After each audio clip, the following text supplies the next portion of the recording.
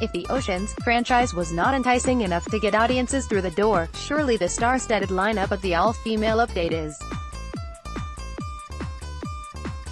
The cast of Ocean's 8 in theaters this weekend includes Sandra Bullock, Cate Blanchett, Anne Hathaway, Mindy Kaling, Sarah Paulson, Helena Bonham Carter, Rihanna and rapper Awkwafina, who gear up for the theft of a $150 million diamond necklace at the Met Gala. And, according to the reviews, the film's stars soar. Any one of these actors would be an exciting prospect for an upcoming film, and together they are a dream. Beyond the obvious star power of the group, some critics question whether, in the age of Ocean's 8, a woman-centric take on Soderbergh's love for making crime look cool, doesn't have much in the way of original plotting, writes Cate Blanchett for IndieWire, instead rooting its purpose in a premise that should no longer be considered as revolutionary as it is. Building an entire film around unique female characters. While Variety's Owen Gleiberman believes the standard should be that there is nothing innovative or audacious about the film's basis, this is the thinking of a better world, one we do not yet inhabit. Overall, while critics were impressed with the film's on-screen talent, they were much more disappointed with the creativity of those behind the scenes.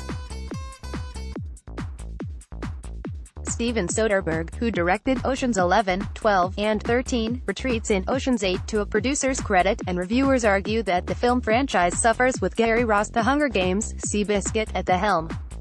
Here is what film critics are saying about Ocean's 8. Peter Travers, Rolling Stone: yes, the plot has more holes than a wheel of Swiss cheese, and director Gary Ross' The Hunger Games lets the script he wrote with Olivia Milch go slack in its midsection, but odds are you won't give a fuck. Ocean's 8 is a heist caper that looks gorgeous, keeps the twists coming and bounces along on a comic rhythm that's impossible to resist. What more do you want in summer escapism? Cate Blanchett, IndieWire: the depth and breadth of these characters is one of the film's greatest assets, from Cate Blanchett as Debbie's best friend Lou, a booze-shorting badass who appears to take her style cues from early Keith Richards, to Anne Hathaway as the gloriously vapid Daphne, along with star turns from Rihanna as a whip-smart hacker and Awkwafina as a fast-handed grifter. But this volume of bubbly personalities also holds back the film as a whole. We want to spend time with these characters, and when the film switches into heist mode, Ocean's 8 loses sight of the women who drive it, opting to focus on a heist that's fun, but not nearly as fun as watching the characters prepare for it. Owen Gleiberman, Variety: on the scale of Rube Goldberg ingenuity, it's not the most dizzying or outrageous heist you've ever seen. It doesn't scale the rafters of high-wire insanity the way the one in Ocean's 11 did. Then again, what has? But it's clever enough to get by. It leaves you with that classic head-spinning Oceans feeling of, yep, I bought what I just saw, even when your head stops spinning enough to tell you that what you just saw is a pleasantly preposterous Mission Impossible. Richard Lawson, Vanity Fair: plot-wise, the movie lacks for any of the grander slates of hand and logical leaps of the other Oceans movies. Mind you, very little in those films bears the weight of scrutiny, but at least they provided pleasingly intricate knots to pick through. Ocean's 8, written by Ross and Olivia Milch, goes a simpler route, paring down the mechanics of its heist and fixing problems quickly and easily. Something about the film feels less thorough, less nourishing, as if it doesn't trust its audience to contend with something more complicated. Or it could just be that Ross and Milch have written a weaker script than what's come before.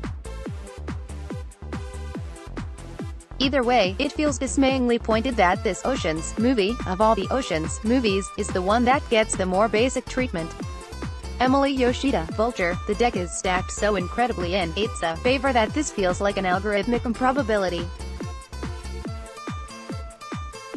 Illuminated by an extremely hype cast, Bullock, Cate Blanchett, Rihanna and ascendant rapper Awkwafina, among a few, it's been primed to represent a cross-section of the possibilities of female glamour in 2018. The film has intrinsically been proposed as more than just a fun summer heist movie. It's a symbolic bomb for all the ills of a male-dominated Hollywood that have dominated the news for nearly a year. The idea that this diverse group of women would all have a reason to want to rip off the system feels like some kind of elaborate wish fulfillment fan fiction. In its actual form, it doesn't feel like much more than a thrown bone. Manohla Dargis, The New York Times. At some point between the first and second hours, though, you may find yourself wishing that Mr. Soderbergh, a producer here, had also directed Ocean's 8. Its cast aside, the movie sounds and narratively unwinds like the previous installments, but without the same easy snap or visual allure. As a director, Mr. Soderbergh doesn't throw the camera around, but one of the pleasures of his movies is a commitment to beauty as a cinematic end. Here, the actresses carry that burden. David Rooney, The Hollywood Reporter, what Soderbergh, who serves here as producer, brought to his Ocean's films, even the busy, loaded sequels, was a jazzy energy, an effortless light touch that seems beyond the reach of Ross. Ocean's 8 tries to inject that verve with an eclectic mix of music to supplement Daniel Pemberton's score, from Charles Aznavour to Amy Winehouse, James Last to the Notorious B.I.G. But it lacks punch, even if the complicated plotting is sound enough, the gadgetry impressive and the visual trappings sleek. You just start to feel starved for a movie with conflict, suspense and a little heart, rather than a repackaged version of a formula already flogged to death. Benjamin Lee, The Guardian, the lifeless direction, the unrefined script, the underwhelming cameos, the distinct lack of fizz, there's a slapdash nature to the assembly of Ocean's 8 that makes it feel like the result of a rushed, often careless process.